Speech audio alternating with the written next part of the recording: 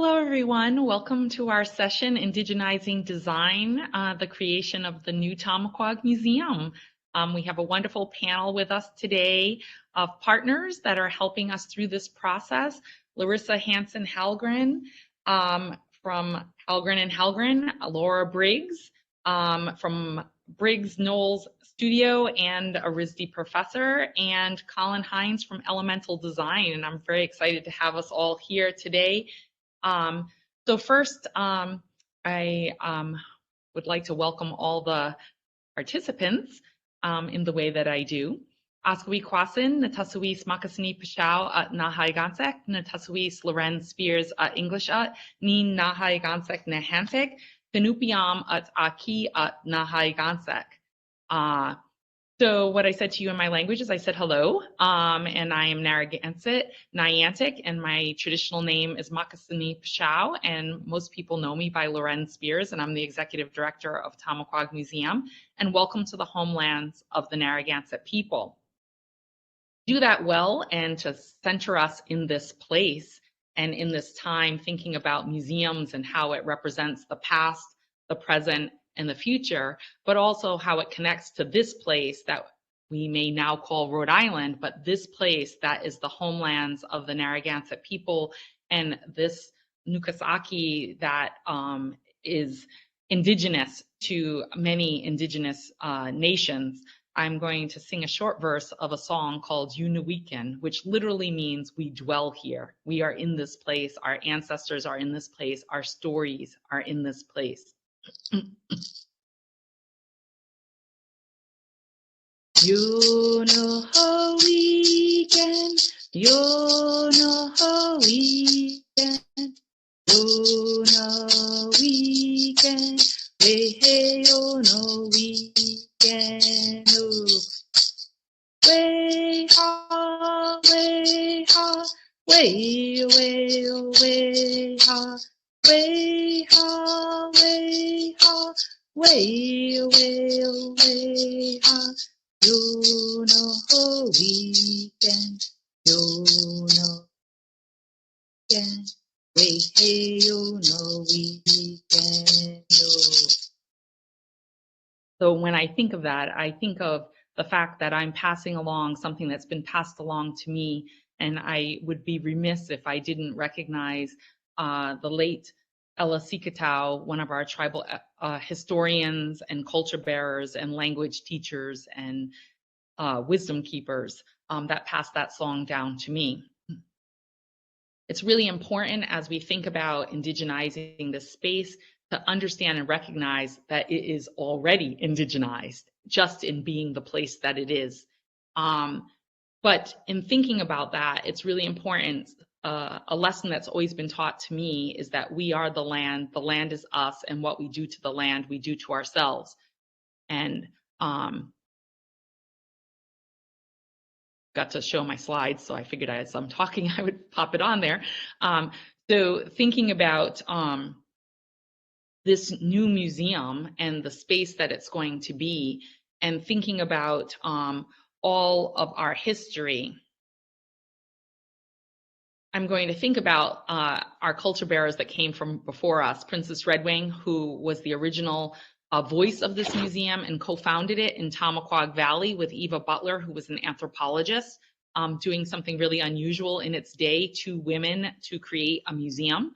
And then over its 63-year history, we've been in 4 locations. First, Tomaquag Valley, which is how we got our name. It literally means beavers in the Narragansett language. To Dovecrest, the restaurant and homestead that my grandparents owned and operated. And we were housed in the Dovecrest Pavilion. That's the building, what we called it. When we got our 501c3 and became a nonprofit, we moved to an old farmhouse. In the picture that Princess Redwing is in, you can see some of that old farmhouse. And then, which was next door to Dovecrest. And then lastly, the building in the square is actually where we currently are, which that building was lots of things, but before Tomaquag Museum, it was the Dovecrest Homestead and Trading Post. So it's really important to kind of think about the history of our organization as we think about the history that we're going to represent in this organization. So we have big dreams, new dreams for a new museum. In this image, I'm in a location that is where the new museum is going to be off of Ministerial Road. It's a partnership that we created with the University of Rhode Island. It's actually University of Rhode Island land, although it's in the outskirts of the campus, and we have 18 acres that we've made a license agreement for. But we visited 12 sites before we decided on this site, all of which we were looking at how was it visible to the public where people could find us. The average tourist could come and find us. The average family, school groups, students at universities, etc. How could we be visible? And then how could we be accessible? In this frame, we were talking about accessibility in that public transportation was nearby, buses, trains, and the bike path, which made this particular location fantastic. It also was really important that we still felt rural. This is important for people to connect to the land and understand the interconnectivity of indigeneity with the land and how it tells our stories. So that was really, really important. It's important for us to become a cultural destination where people can learn about Indigenous people from our past, but also of our present, and for our youth going into the future, to hear our voices, understand our history, the arts, the traditional ecological knowledge, our foodways, lifeways, and the contributions that we give today to this country that we're part of. We want to be sure to educate people, but we want to engage people in multiple ways. We want them to come to this place and have amazing experiences. So in dreaming our new dream, we've been working with Frank Kopowitz architecture firm, and this is the master plan. A little later, you're going to see glimmers of the architectural plan with some of our other presenters, but it's giving you the idea of this campus approach where we would have this opportunity to connect to the land and the landscape can intersect with it. And you'll see more of that shortly. It's representing the 4 directions, 4 buildings, 4 directions in our master plan. It's the idea about the campus of being able to engage inside and outside. We're going to learn more about our environmental practices and our landscape plans with our other speakers, so I won't speak to that now, but I wanted to just kind of give you the frame. We have lots of partnerships. I've named a few of our key ones, the University of Rhode Island, not only with the actual land, but partnerships on exhibit projects and the textiles department and things that we're doing in preparation. Frank Kopowitz architectural firm, who also introduced us to Dupree Engineering and Elemental Design, who you're going to meet Colin in a bit. RISD with Laura Briggs, which you're going to learn more about, and Rhode Williams University, where we're part of their pro bono program. And we have lawyers from Duffy and Sweeney, which really wrap out our work, and Larissa Hansen-Halgren, who you're also going to hear from shortly. So it's really important in our indigenizing this space to tell our stories through the exhibit galleries that will be throughout all 4 buildings, to tell our stories in sculptures and art installations out in the landscape, tell our stories through the land itself. And so our campus will have 4 buildings that you saw that will tell those stories. And it's really important for us to think about how we can engage people in that landscape and tell those stories in our research center, in through the Indigenous Empowerment Network Center, through the Education Center and the museum's main building as well. Weaving those stories from our past to our present and to our future, and engaging the Native community in sharing their perspectives on our stories, as well as engaging the public at large to be part of the dialogue, which is really part of our mission to create that engagement and conversation and dialogue around many issues, some that are easy to handle and some that are difficult to handle as we talk about diversity, equity, and inclusion and justice in the world today. These are the conversations we'd like to have as we move forward. And so I'm going to introduce Colin again from Elemental Design, who's the landscape architect. And he's going to share how we continued that approach in thinking about the land and the landscape. Welcome, Colin. Thanks, Lauren. So, as Lauren already mentioned, Frank Karpowitz designed the buildings, and Dupreet was engaged for the utility and drainage aspect of the project, and my responsibility was basically the landscape, the pathways, the plantings, things of that nature. So, just going to talk about indigenization of the museum landscape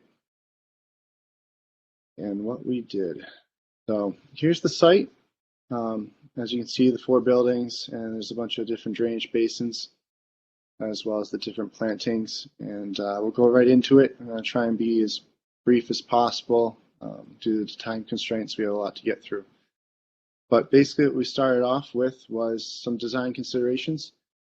Things we tried to factor in, like the indigenous culture, trying to maintain the natural characteristic of Medicinal Rhode, trying to make the museum entrance be very beautiful and exciting to people as they arrive, utilizing plants around the building so they appear more in scale, more naturalized, keeping costs obviously down and reasonable, using durable hardscapes that are easy to install, permeable so that we limit the amount of drainage infrastructure, and utilizing plantings and being strategic with where we're putting them and the sizes that we're using in certain areas.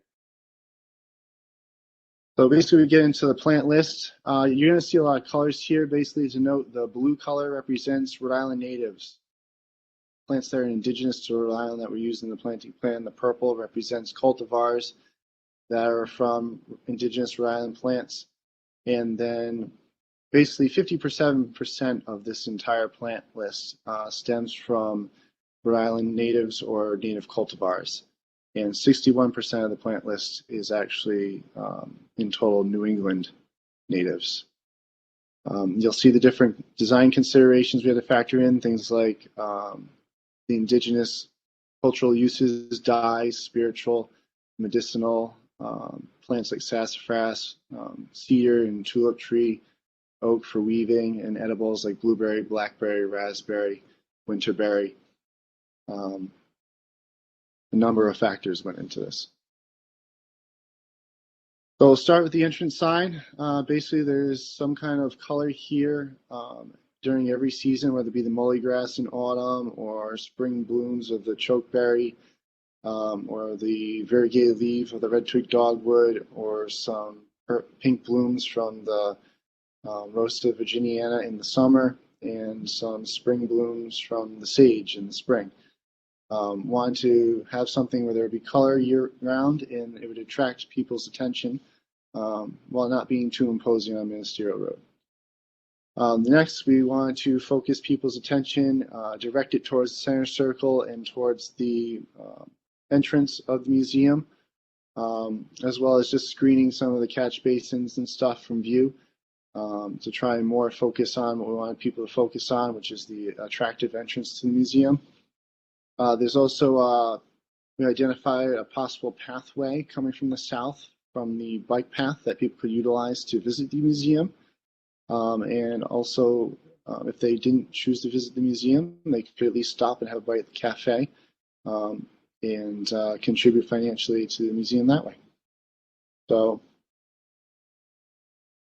the center circle, inspiration here in terms of indigenous culture. Tried to make sure that the emblem of the museum was done through plantings. And the plants themselves, the way that they would be placed, looks almost like indigenous beaded art with the way they look when they're in the ground. It looks spotted and it looks like beads. So we also try to utilize the colors of the sedum that we were using as also the colors for the logo, and in areas where the logo was too narrow to fit and accommodate plants, because you notice some of those rings are pretty tight. We were going to use decorative landscape glass in those colors to help make sure that this entrance emblem to the museum really popped and got people excited for what was to come, as well as incorporate indigenous aspects into it.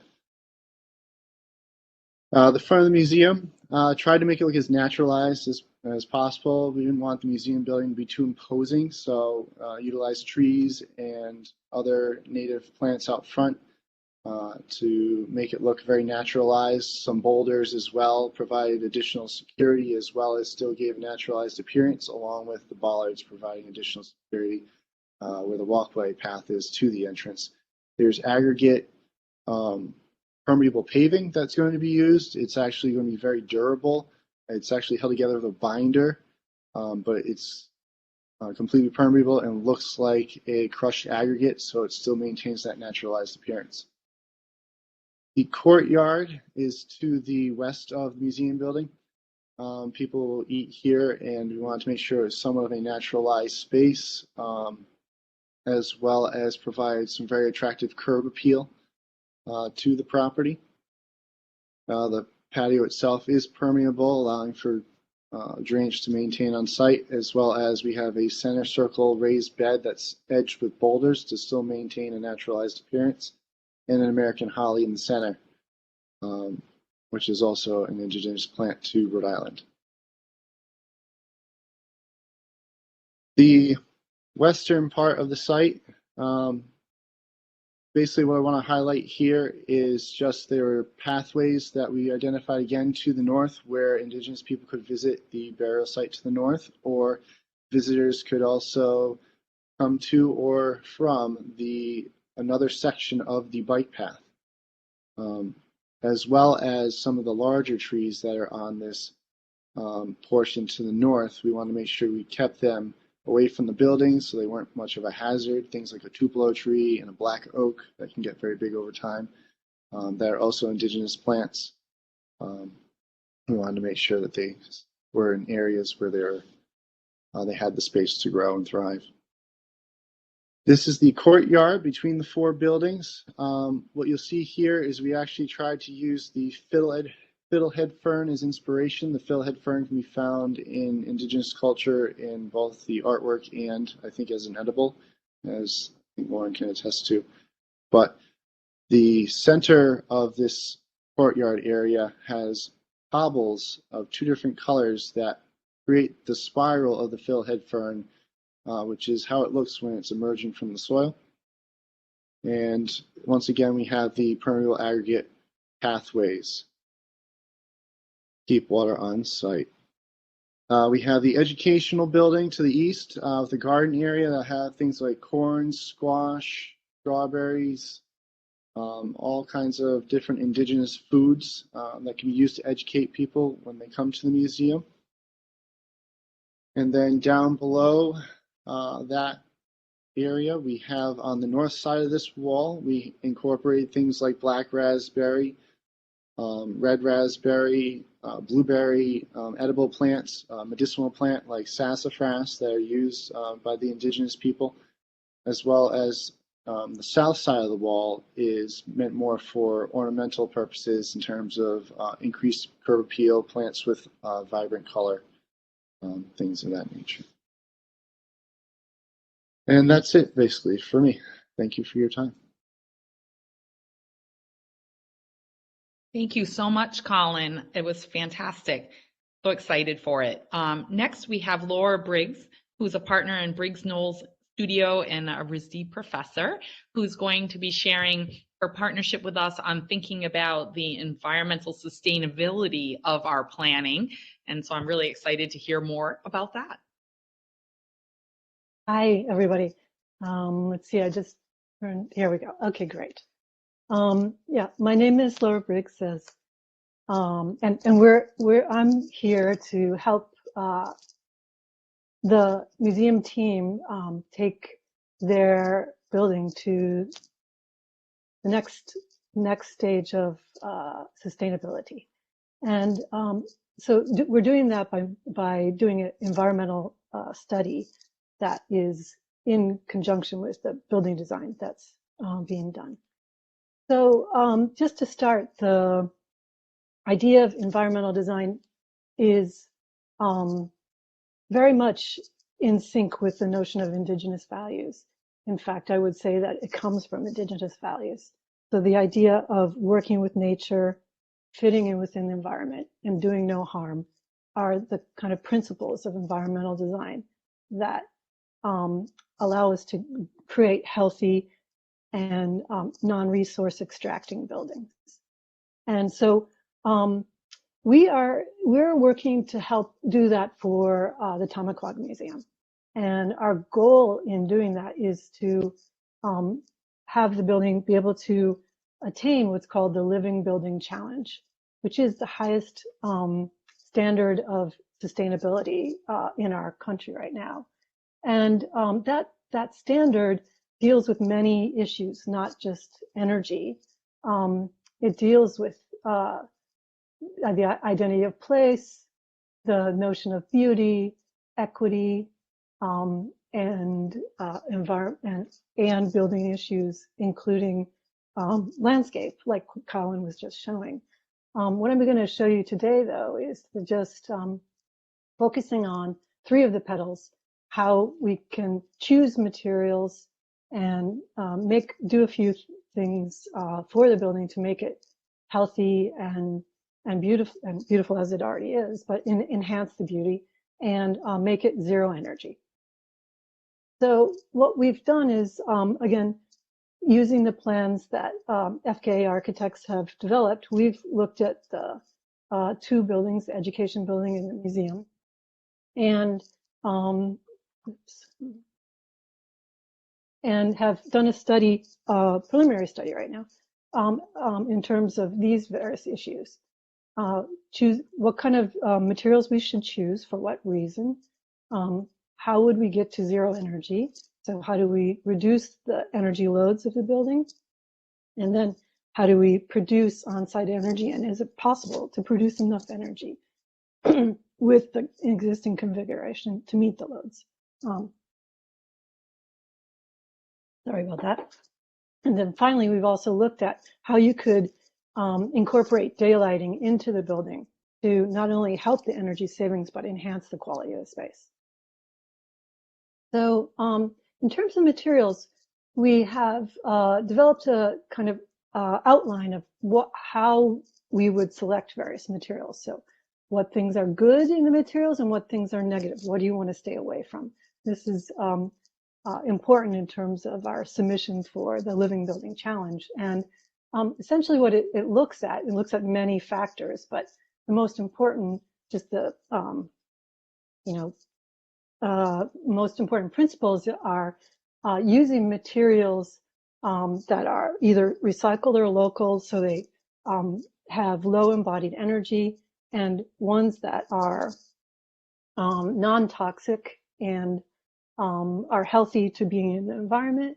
And then finally, materials that help with our energy load, so materials that can help the performance of the building.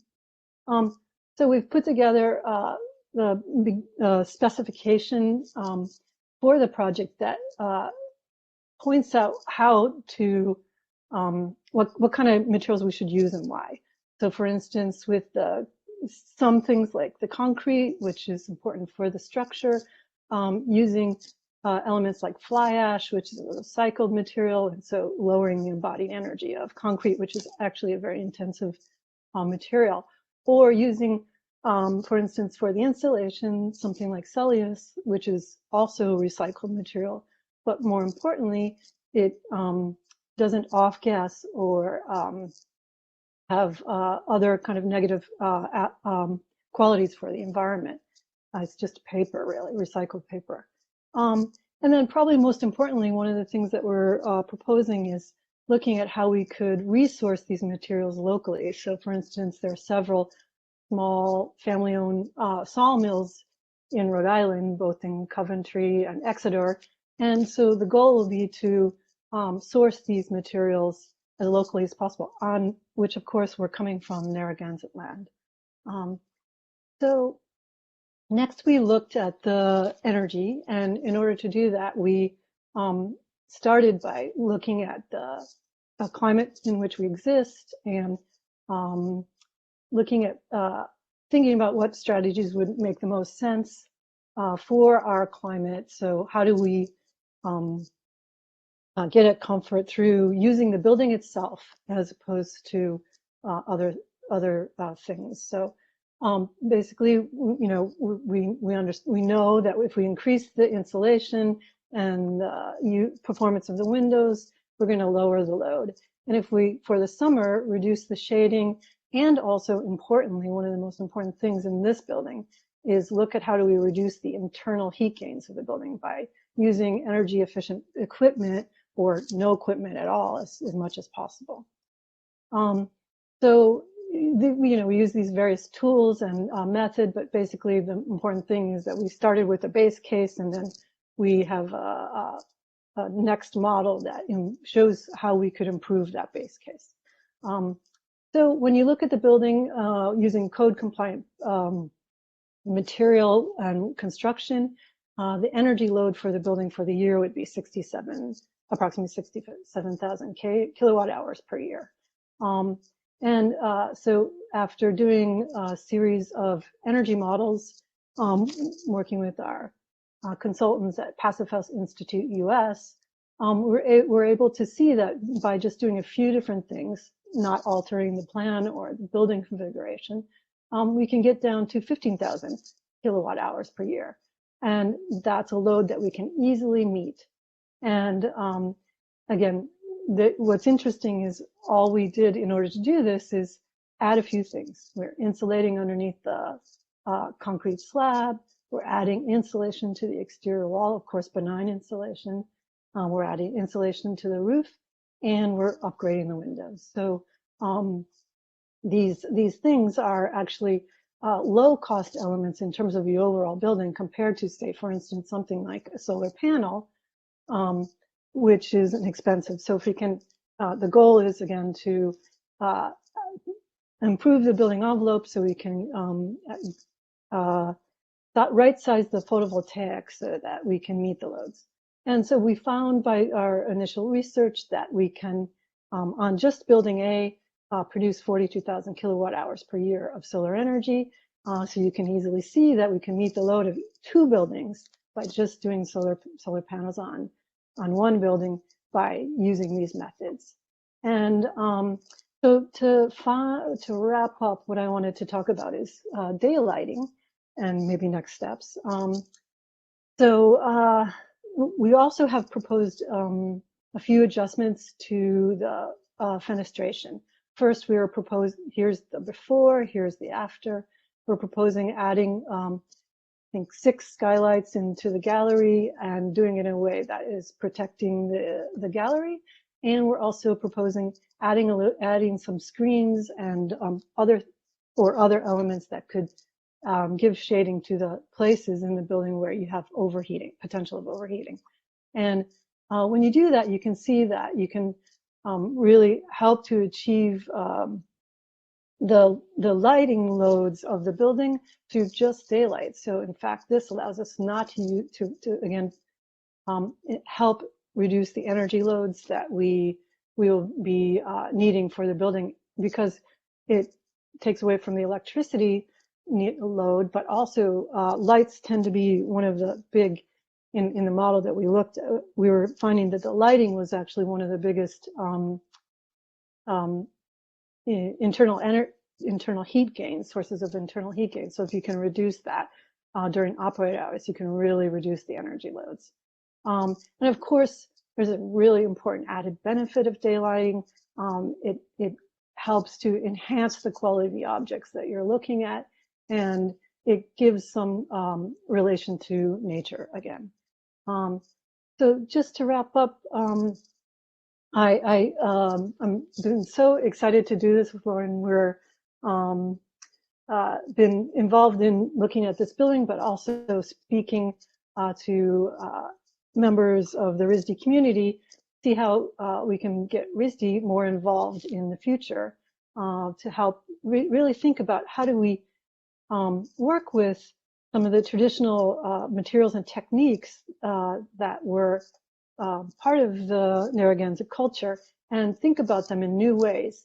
And what's so exciting about that is this is something that our students are so eager to learn, and to learn it in the context of working with the Narragansett Indians would be a dream.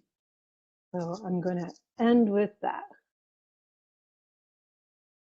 Thank you so much, Mhm. Laura. It's so exciting to think about how, we're sharing our stories through the landscape, through environmental sustainability. And now I'll introduce Larissa, who is going to be sharing how we're going to be doing this through exhibit design. Take it away. Hi, thanks, Lauren. So I'll give a little thumbnail, speaking a bit about exhibition planning and design. So I'm a museum planner, and I think about the content and the visitor experience, what traditionally would have been called the exhibits. And I came on board later in the game than Lar or Colin, and when I was asked to join the project, there was a little bit of a shaping that had already taken place, which was a wonderful thing. I'm showing a slide here where there had been a little thinking about what the campus would look like and where the exhibit opportunities may lie. And I've just sort of noted some of them with those purple circles. And the thinking now is that there will be some indoor and outdoor experience opportunities. There may be one primary exhibit gallery. It's noted with that larger purple bubble in the plan view of the space. And then some ancillary or satellite exhibit opportunities that will be scattered across the campus. And that is really fantastic. It's really neat when the exhibits can be in different places. And what really excites me about this project is I'm just particularly focused in my professional work in thinking about addressing gender and racial inequality in museum environments and how to broaden audiences through increasing access and presenting more just experiences for all. And I think this is one of these great opportunities to do just that. So when I was asked to think with Loren about how are we going to tackle indigenizing the exhibit design experience process and indigenize the resulting products, we set a couple of goals for this preliminary work. And Loren and I and her team just have finished a very small scope of work. It's preliminary planning for exhibition design. True exhibition design is ready to begin, but this preliminary scope is one where we have worked to define the intended audience. We've defined what those broad content themes, stories, and narratives might be, and we've asked ourselves, how do we make these relevant and accessible stories that will remove barriers and inequities, again, to increase access? And then what could the experience kind of look like? What would it feel like? What's it going to be all about? Well, again, bearing in mind that the intended outcome is a truly indigenized experience, as well as an indigenized process, what Loren and I developed was an approach that would allow for a truly shared authority and engagement. So throughout this period of preliminary exhibition planning and design, where we're building the scaffolding, what we did with Loren's leadership was define an exhibit committee that is really I guess they would be the primary group that is the go-to for this development, and that's led by Indigenous people. We then conducted and facilitated a series of about 10 focus groups and they were creative sessions where we listened to people to let them talk about what they thought this place should look like, feel like, and talk about, and what the barriers and obstacles might be, and what the audience could be.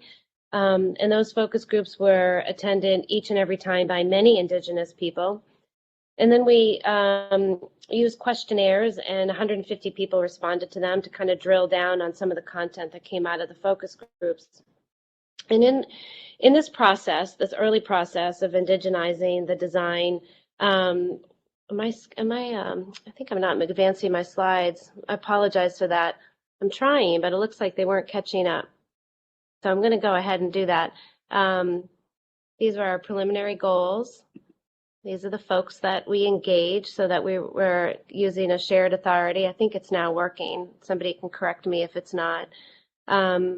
We're able to get some really good outcome through this process. And some of the outcomes that we were able to get are these here that I'm sharing with you now. Our focus groups were able to tell us that the kinds of audience that we should plan for should largely include Indigenous people, and it should be local tribal members that attend and tribal members from across the country. They should feel comfortable. But we also should plan for people like URI students. This will be located on the URI campus that are Indigenous and non-Indigenous. We heard again and again that the group felt that there'll be many people visiting as family groups and multi-generational family groups. And again, they would take the form of Indigenous and non-Indigenous family groups. And then when we used the questionnaires, we drilled down and we got a little bit more detailed information. And again, we heard that support for that same outcome that came from the focus groups, that we should be planning for audiences that were family oriented, that were coming through the museum, and we should design the experiences accordingly. Using again that same format of having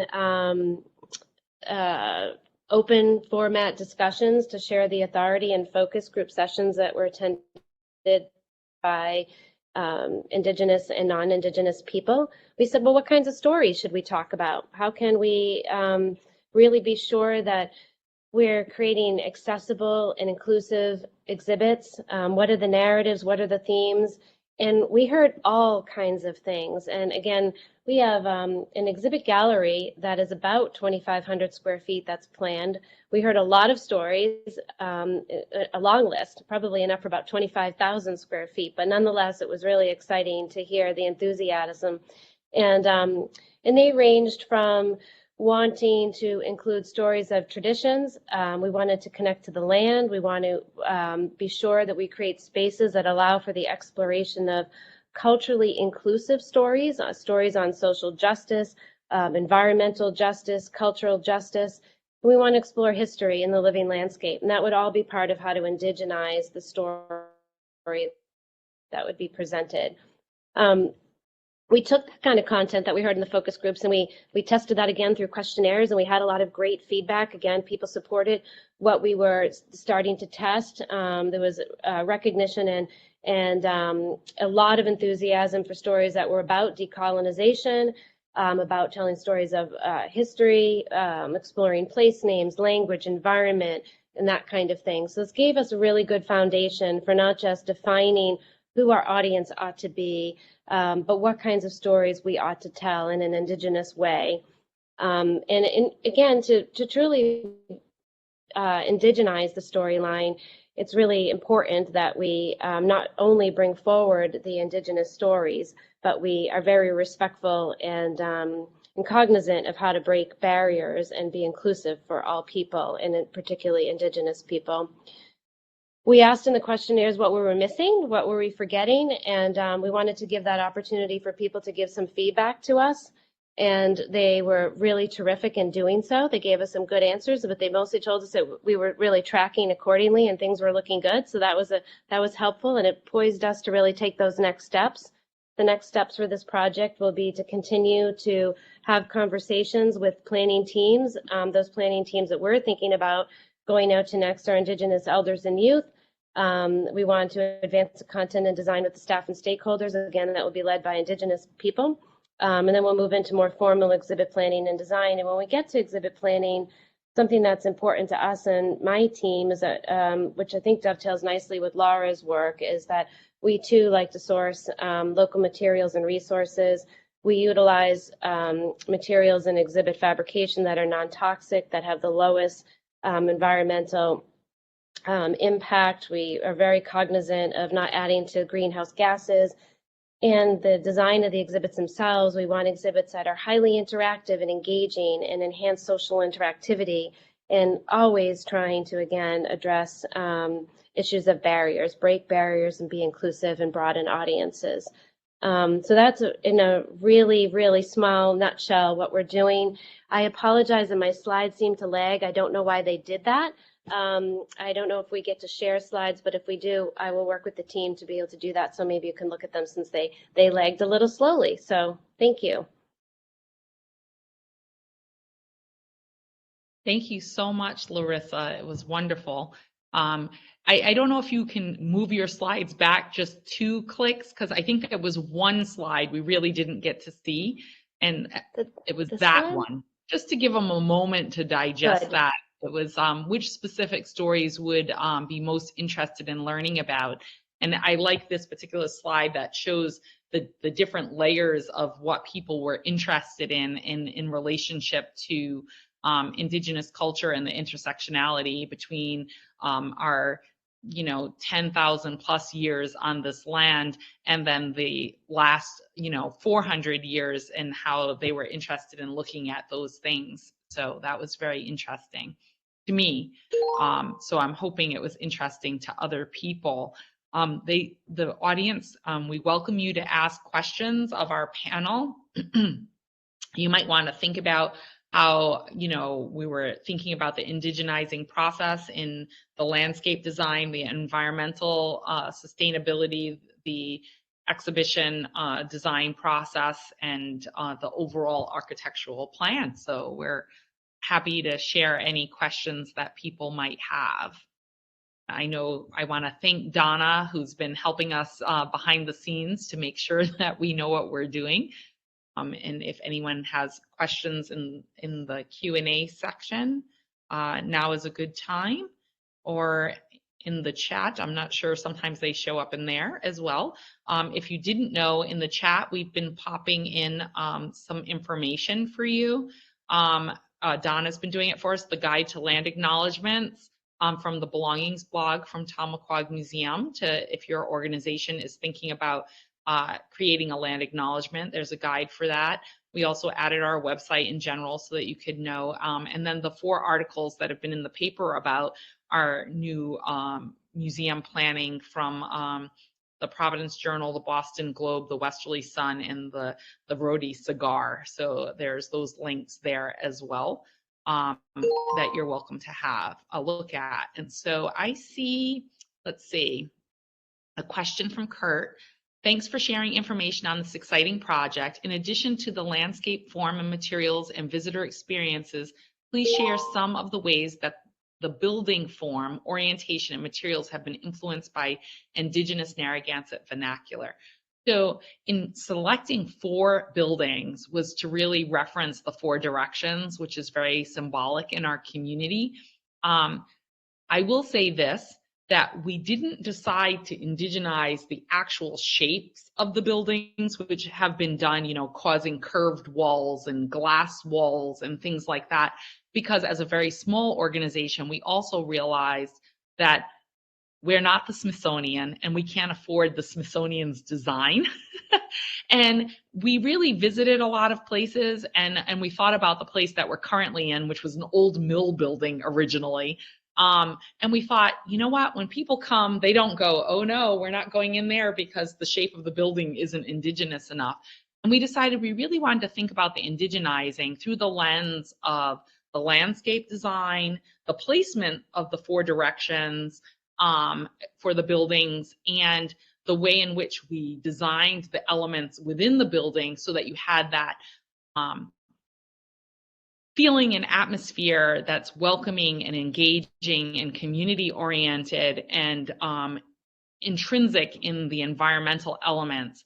And so when Laura is talking about selecting materials so that we can be as environmentally savvy as we can really truly afford to be, that's really important. To me, that's indigenizing the landscape, indigenizing this project. And when Colin is looking at the edibles, the medicinals, the spiritual plant life, the usefulness, that's how we as Indigenous people think about those things, because they're gifts of the land, gifts from the Creator. And so all of those things are intersected. And so the actual buildings themselves are just modern buildings, but it's really what we're doing with them and around them and throughout them that's indigenizing them beyond the representation of the 4 directions. I don't know if anyone else has something to add to that. I would just add that I think what's really wonderful about the plan that RKA came up with is it's archetypal. It's like building as the most essential way of looking at a building. And so by keeping the building simple and emphasizing the materials, you have this communication of, again, I would say, universal ideas that can be connected to Indigenous culture as well. Thank you. I'm not sure if there's any other questions out there, but Colin, I was thinking about in our process, we were really thinking about we looked at a lot of the cultural belongings, which is our decolonized word for artifacts, the cultural belongings that are in our museum itself to inspire the creativity. And you were mentioning the fiddleheads because literally they're on one of our baskets in the museum. And that was one of the things that I loved working with all the people that we're working with, is they really try to put themselves in our place and share that. And I was just wondering, Colin, if there were other things that you saw or were exposed to in your research about Tomaquag Museum and us that helped with your indigenizing. Yeah, I mean, the tour that I took of the museum space itself and seeing the different artwork that was done, especially that, what was it? Was that the strawberry? That, yeah, the strawberry that was made. It was just beautiful craftsmanship, and you know, talking about the symbol that we have in the center and how the logo lends itself to kind of the four cardinal directions with the 4 points, and you know, things like that. And there was, you know, all those things played a role in trying to create the space. And even, you know, part that I didn't get to is the, you know, even the dining area. When you look at the curvature of the seating walls around the dining area, which I forgot to touch on, that is also another thing that is almost mimicking the curvature of a fiddlehead fern in a way. Yeah, thank you. Elena asked a question. First, she said, great project, thank you. How will the site spaces be used in tribal functions and celebrations? So if you know anything about Tomaquag Museum over the last 60 plus years that we've been in existence, we do have some public events that are for that are cultural celebrations, like our Strawberry Thanksgiving and the Cranberry Thanksgiving and the Nakomo. In years past, we also did Maple Sugar Thanksgiving, Green Bean Thanksgiving as well, and the Green Corn Planting Moon as well. So those are all ceremonies that are part of our culture and communities that are across southern New England, because we have a similar ecosystem. Different tribal nations call them different things. As a Narragansett person, the museum is an independent nonprofit organization, so a native-led organization, but we do some of our traditional ceremonies here in a way in which we can educate the public. So there'll be those kinds of things. We often will have artists through our Indigenous empowerment. We're always uplifting and engaging Native youth and Native artists and culture bearers. So we'll be having all those different kinds of people coming in and sharing their expertise, whether that is quill wrapping or porcupine quill embroidery or pine needle basket making, or maybe they're a dance artist or a drum group, and they'll be sharing those things. And that's the beauty of that courtyard, is it gives us all this wonderful space for outdoor performances and demonstrations and cultural gatherings, art markets, and things like that. And then our indoor space, the education center, can be individual classrooms, or it can be one big space, which allows for opportunity for that, as well as our Indigenous Empowerment Network building, which will have the artists and residency studios. It'll have a training space, and it'll also have what we're calling the cafe. I'm sure we'll come up with a better name for it later on, but for now, that'll do. That will give people an opportunity to eat Indigenous foods. I mean, many of us eat Indigenous foods all the time, but we're not really conscious of it. And things that are presented in ways that our ancestors did, whether that's succotash or Johnny cakes or a venison stew or whatever the, oyster stew for that matter. So all of those kinds of things that will be connected to the land and the landscape. So thank you for that question. I don't know if we're out of time, Donna, because I don't think we ever mentioned what time we were done. We are. So I want to just thank everyone. I want to thank our panelists and thank our visitors for joining us today. And thank you to those that asked us some additional questions. And if there's more, I hope they will reach out to us here at Tomaquag Museum. Thank you so much. Katabatash.